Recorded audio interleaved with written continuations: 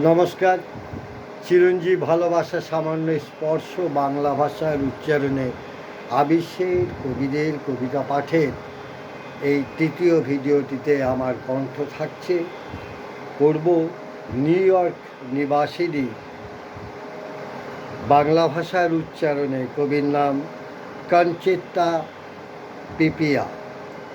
কনচেত্তা পিপিয়ার কবিতা পড়ব।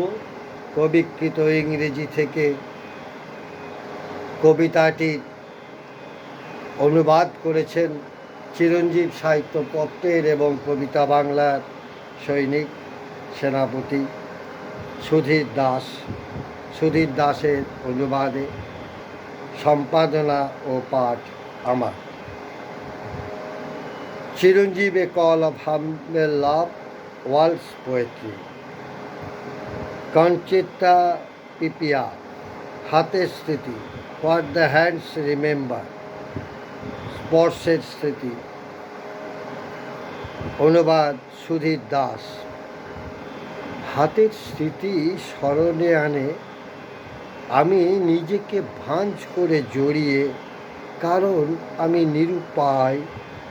শরীর মানে কিছু একটা আমি হারিয়ে, না, শব্দের মৃত্যু নয়, মনের অস্বীকার, আরও কিছু অতিরিক্ত।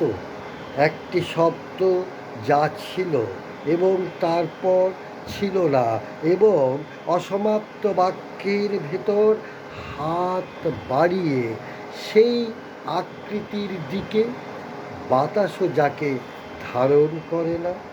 আমি ঢেকে রাখি এই নিষ্ফল শরীর, এই ত্বক, এই বাহুগুলি নিজের ভাঁজের ভেতর লুকিয়ে।